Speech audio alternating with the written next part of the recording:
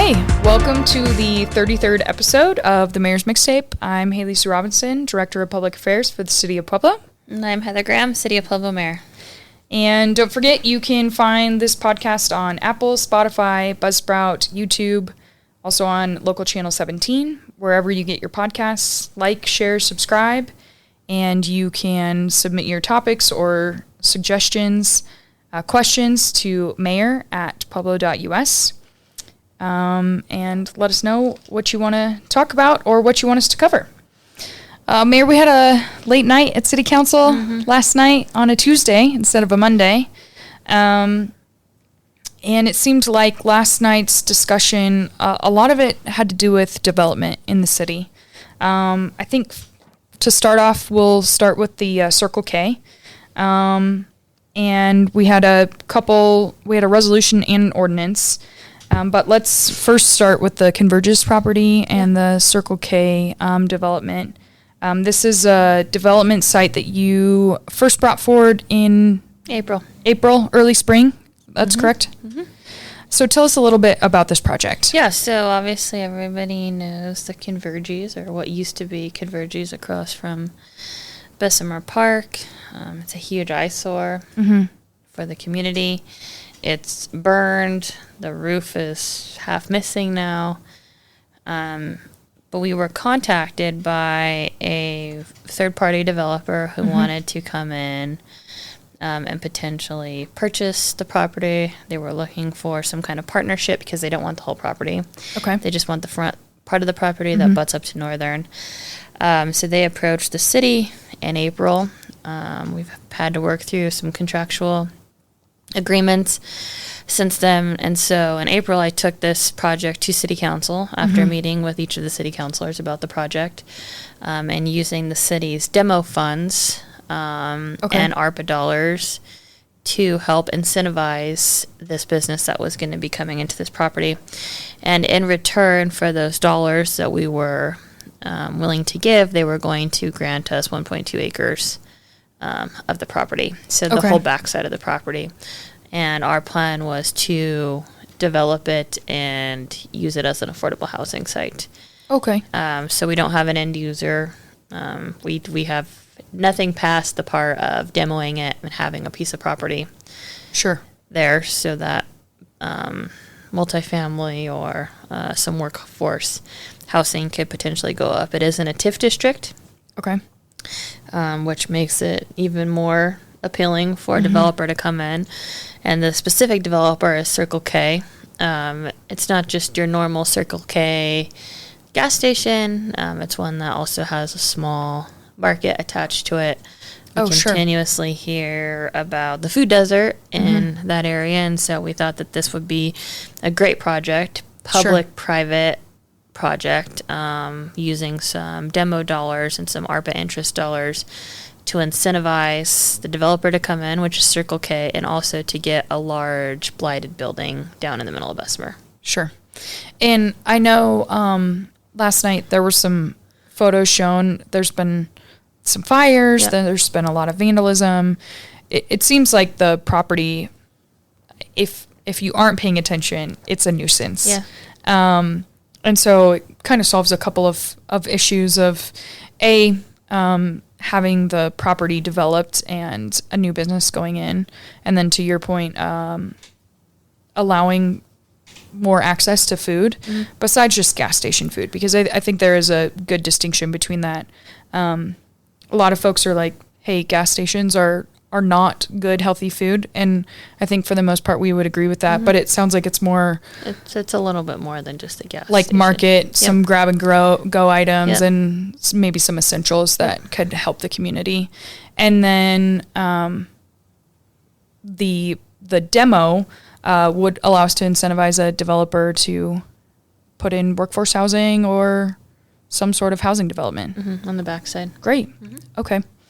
And so we've been working on this project for quite some time? Right. Yeah. Okay. Many months. So when I brought it to City Council the first time, they told me, which they forgot, they told me, it was very clear last night, to come back. They voted it down the first time. Sure. It was a multitude of projects that were all wrapped in one. So not only was this large demo, there was 4 houses, one in each of the districts. One of these houses specifically, which I find ironic, is 1310 West Route, which is the house that everybody wants down, right? And so, hindsight, I guess if City Council would have approved those funds to knock all 4 of these houses down on the Convergys property, we probably still wouldn't be dealing with the route property. But nevertheless, here we are. 4, I think I misunderstood. So those 4 homes plus the Convergys site also would have been demoed? Yes. So is that what's being brought forward in this one? No. So City Council votes it down, says come back when you want to share the plan and the developer. So here we are with the plan and the developer. We're going to have a work session on it on Monday. Okay. So that they can October 20th. Get their questions answered on this project, and hopefully we can move this project forward. The funds that are going to be used on this project were remaining demo dollars and accounts going all the way back from 2014. So closing some accounts. Every year we set aside demolition funds, whether they come from the general fund or CDBG funding. Those projects are allocated at a cost that we think it's going to cost. Some of these accounts had 10,000, whatever. And so we went through in the budget process and realized that there was an opportunity to put all of these funds together into a cool project. Okay, great. And here we are. So City Council will be seeing this resolution and ordinance again on first reading October 27th. Okay. So we'll hear a work session presentation October 20th, this coming Monday. Then first presentation on the 27th, which means second reading in November. Yeah. Okay. All right. We did have a couple pieces of good news last night, Mayor, as far as development goes. City Council did approve a resolution to support Buc-ees coming to Pueblo.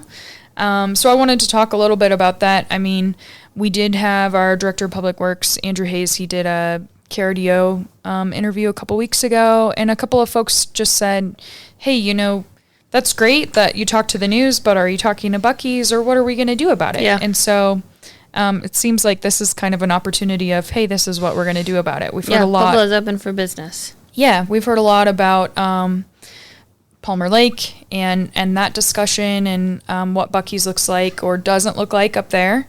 And so there were a couple communities, us included, that said, hey, we'd love to have Buc-ees. And now this resolution says, hey, we actually might be serious. So I think we got 7 votes. We did. It was 7-0, which was really exciting. Can you imagine? I know. So let's talk about where potentially Buc-ees could live in Pueblo. Yeah. What are some options? I think that they want a heavy trafficked corridor, so somewhere around 50 and I-25. Sure. Or maybe 50 in the Boulevard. Or I-25 in the Boulevard, sorry. Which would be 2 locations that, if you typically look where they kind of set up shop, that's what it looks like. Yeah. Have you ever been to Buc-ees? I have not been to Buc-ees. Okay. We do have a lot of folks here at the city and City Hall in Pueblo who really like Buc-ees. Yeah. I like the beaver nuggets. They also have really good beef jerky. Okay. Just saying. Yeah. So I think it could be exciting. So it's an exciting step forward to see maybe Pueblo will be home of the new Buc-ees. Maybe. Cool. At least we have something now, though, when we approach Buc-ees or Buc-ees comes to us, we can say, hey, we really are serious about it. Yeah. It's not just all talk. Yeah. Cool. Agreed. Great. Okay, so also speaking of good news, towards the end of the night, like I said, it was a late night. We had a developer from the Dillon Drive project and our partners from Pura, the Pueblo Urban Renewal Authority, who presented the plan. Can you talk a little bit about what that Dillon Drive plan has been? And sure. So, the Dillon Drive Urban Renewal Plan is obviously on Dillon, butts up to the Fountain Creek, and then on the other side butts up to Colorado Tire, Clayton Homes, I-25, and so that property was in a floodplain. Right. some fantastic developers who have developed many hotel properties within our community, outside of our community, took over the land, dumped millions and millions of dollars worth of dirt to pull that up out of a floodplain. I think last night we heard they have 12 pads that are available for development. That's amazing. Several LOIs have been signed. They're awaiting building permits. But last night was kind of the end of their planning phase, being able to get their renewal plan put into place to do the public infrastructure. So streets, sidewalks, those public improvements that you can use TIF dollars to do. So that was super exciting. Then it was another 7-0. I mean, I can't. Well, and we had a lot of folks in the room too. Yeah. I mean, we heard from community members, we heard from the developer themselves, we heard from Urban Renewal. It really, in my opinion, it looked like this is truly what good partnership looks like. Yeah. From the private side with developers who, to be perfectly honest, like you said, put millions of dollars into something of dirt. Yeah. I remember when the dirt first started moving, we got so many calls here to the mayor's office. Hey, what's happening over kind of by the mall? What's happening over by Walmart? What are they doing over there? Because as long as we have been alive, as long as most people have been alive, it's just been stagnant. A floodplain area, and I don't think anyone ever really imagined that would be an area that they would develop or would have businesses. So it's exciting. Yeah. So then moving forward, what does it look like? So they're actively working on putting the infrastructure in the ground, pulling the building permits. So, now that the plan has been approved by City Council, I'll sign it today. Okay. And they'll be well on their way to developing the area. So looking forward to several new businesses popping up in that area. Great. That's super exciting. Yeah. I think it'll be great for that corridor, and just an exciting time to see so many new businesses coming to Pueblo. Yeah, totally. And lots of investment. Okay, another piece that actually was approved last night as well, by slim margins, 4-3, was the dog track demo. So for folks who maybe are not familiar with this property, this is over off of Pueblo Boulevard, and it's been an eyesore for many years. Pueblo for a really long time. Yep. So talk to us a little bit about this project and what it looks like. How this started is when I first became the mayor, I had been in a couple meetings with the owners of this piece of property. They were looking for half-cent sales tax dollars to help develop. They came to the Urban Renewal Authority. They were turned down over and over and over. And so maybe, 6 months ago, myself and the previous executive director were having a meeting, and we were talking about some funding that they had in the Minnequaw Lake TIF district. Okay. And that their board had previously set aside $216,000 to do blight removal. And I thought that it would be a good partnership between the city, the developers, and the Urban Renewal Authority, because I knew that they were trying to get this building down. The amount of code violations it has, it's caught fire, it's pretty gruesome.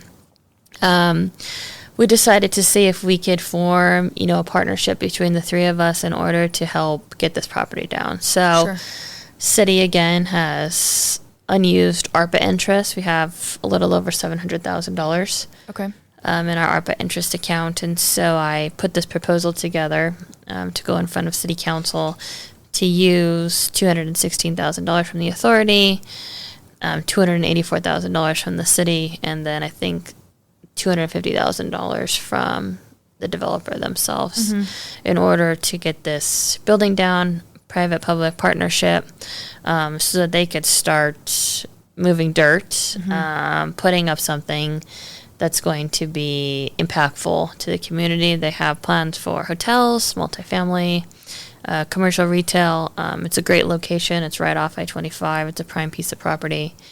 but they want to know if the community's invested in them. These Sure. developers are not from the city, Okay. but they purchased the property. They're willing to invest, but they want to know that the community also wants them here, and that we want to see something happen. So this is another one of those buildings, when you're driving around the community, you're saying, geez, like when's somebody going to do something about that? And so here we are, trying to do something about it. It did pass 4-3. Hopefully it sticks. I think one of the council people actually messed up their vote. Oh, really? Yeah. So hopefully it doesn't revert back. Okay. 3-4. I think that this is really positive to the community, really positive to that district, that council person's district. And so hopefully we can get this demo done, get the building down, and see some economic development come in that area. And talk a little bit about exactly how this then benefits the community, because I think a lot of folks are confused that if we invest this money, that all of a sudden we spent this money and we lost it, and it could have been. We do this all the time, right? Okay. So let me tell you about a specific building in the city of Pueblo, right? That cost the taxpayers $900,000 to take down.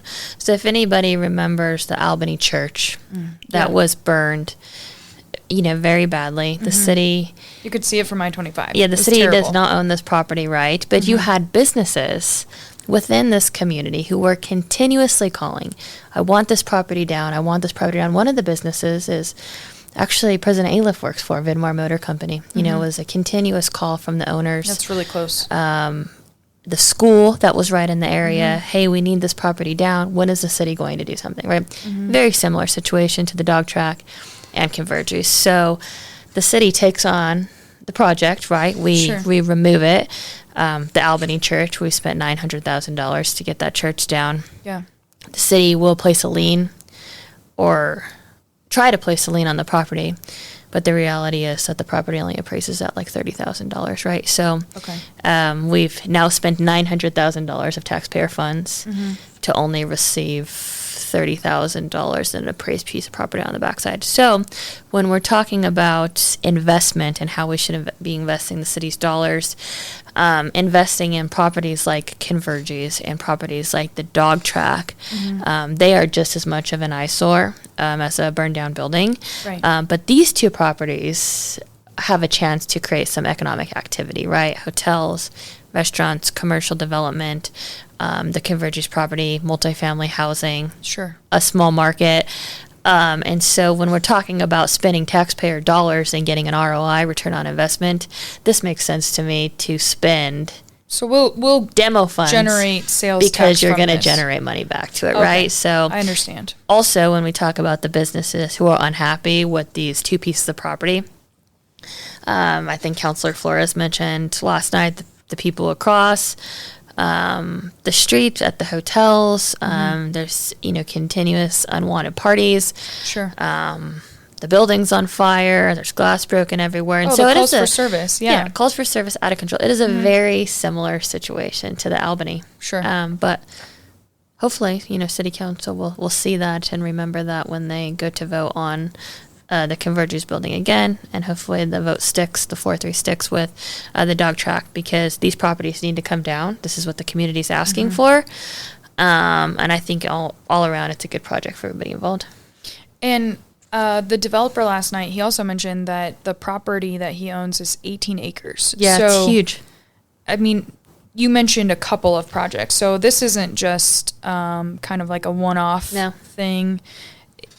There could be lots of development in that area, which is pretty exciting because of, its proximity to I-25. The jobs that it would create, right? I mean, City Council last night approved essentially a blank check for $8 million to put wastewater improvements and stormwater improvements in the ground just up the road. In the industrial park for businesses who may or may not be coming to the community.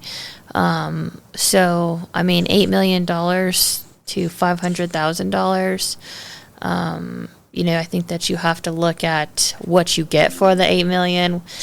what you could potentially get for assisting a developer with the $500,000, which will actually just be $284 to the city, and then $216 to the Urban Renewal Authority. But I think that this is a great opportunity, and I hope City Council continues to feel the same way.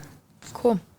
So a lot of progress being made towards development, or a commitment, I would say, at least, to what the future of development looks like in Pueblo. Like you mentioned, Pueblo's open for business. And it seemed like last night was an opportunity to really solidify that, whether that's true or not. Yeah, I mean, it's true when it comes out of this office. I can't say the same for City Council, but I can say that the mayor's office is open for economic development, and we're going to do everything in our power to make sure that people still want to come to Pueblo. Developers still want to invest here, and we can still have this public-private partnership as they do in every other community in the world, besides Pueblo. So we're going to keep pushing forward. Great. Yeah. Okay. Anything else about City Council last night? I was wondering if you want to talk about the roofs.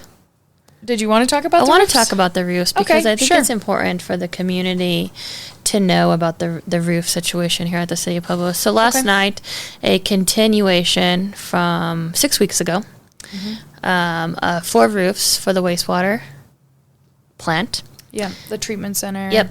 And then which includes the lab. The lab, very important stuff.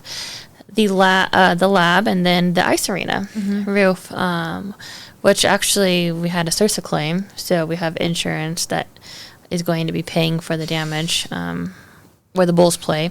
Okay. Right. Lots of economic development going over in that area too. And then the wastewater plant, which really, I mean, what is going to happen when we don't have roofs over our facilities out there that need to be replaced? And so we took these roofs to City Council. City Council 6 weeks ago said that they needed additional time to do research. As of yesterday morning at 7 a.m., I had not heard, and neither had any of my directors from City Council, about the additional research that they wanted. They actually had us hire a third-party consultant, and we had to pay additional funds for that third party to come in and review the specs of the roofs that we put out. Of course, the consultant concurred with the city and our process. And then we took it to City Council last night, and they voted all of these projects down again. So costing the taxpayers additional funds, right? Okay. And they said to tarp the roofs at the wastewater facility. So what does that mean for a taxpayer? That's kind of scary, right? Because you have equipment in there that needs to be covered. We have leaky roofs, water leaking all over this equipment. And in the long run, it's going to end up costing the taxpayers additional funds, as it did cost the taxpayers additional funding to hire a third-party consultant to come in and tell the city what we already know. So, you know, I'm not sure what's going to happen with this whole roofing situation. What are the next steps? I don't know. I didn't get any guidance from City Council on what they wanted to see besides tarp the buildings. So, if we were to restart the RFP process and go out to bid again, what does the timeline look like for that? Well, we would post it again for 21 to 30 days. We would have the pre-bid walkthrough. Okay. We don't want to rip the roofs off in the middle of winter, right? That's why we had it on the agenda 6 weeks ago. And so these roofs probably wouldn't be done to the springtime. So you're potentially costing more money to the taxpayers, to the city, by postponing projects like this.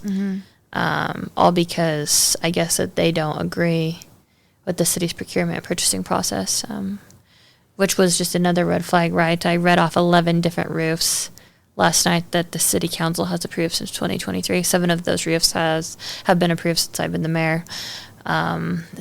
Several of those roofs use the same type of roofing material that were in question last night, so I think that's a bit of a conflict of interest.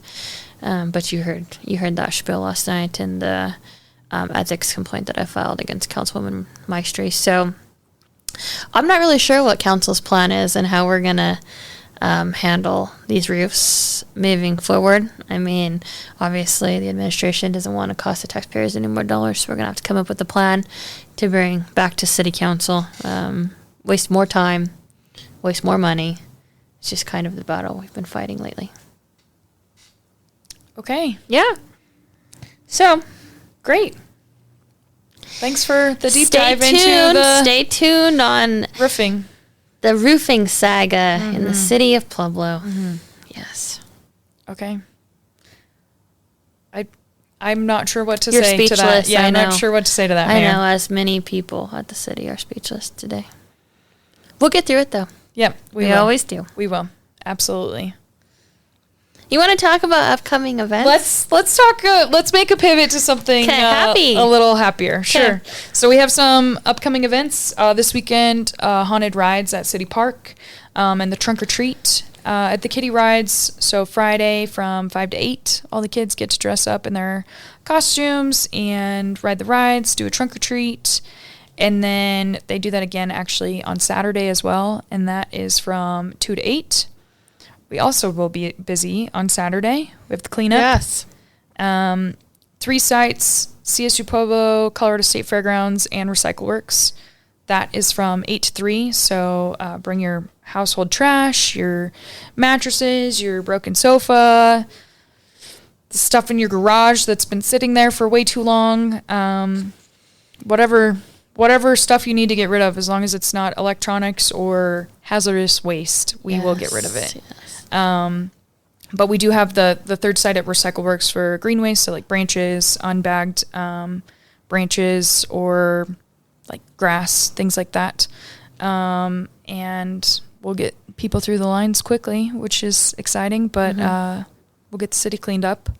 And then, let's see, what else do we have? Trunk or treat at El Centro next Saturday, October 25th. Yep. And that's from 4 to 7. And we are actually accepting candy for both the haunted rides and the trunk or treat. You can take that to Parks or El Centro. And then we're going to have trick-or-treating at City Hall on Halloween. Yeah, so previously sometimes we would do the in the garage, what do they call it? Oh, we did trunk or treat with the police department. Yeah, we did that for years. We're going to combine and have several city departments here at City Hall. We're going to have a bus, a haunted bus. We're kind of doing like a touch-a-truck type of thing in the city parking lot. So we'll have one of our buses. That'll be like a haunted bus. But then we'll have a fire truck. We'll have one of our street sweepers. I think we might even get one of our wastewater Vector trucks, which is really cool. Yeah. The Bearcat. Oh, and then we'll have a Bearcat from the police department. Yeah, so we'll have all of that out in the parking lot for the kids to see and ask questions and talk to our city departments and find out about what they do. Yeah, about their jobs while they're all dressed up for Halloween. Yeah. And then come into City Hall and go trick-or-treating. Yep. So we did that last year, which was a lot of fun, but I think it's going to be even better this year. I do too. I think it's going to be huge. Yeah. Come down to City Hall. We're very excited. Yeah, it's open to everyone, 2 to 4, and bring your costume. Have a great time. Come celebrate us. Halloween with us at City Hall. Yep. So lots of exciting things going on. Yep. Any other upcoming events?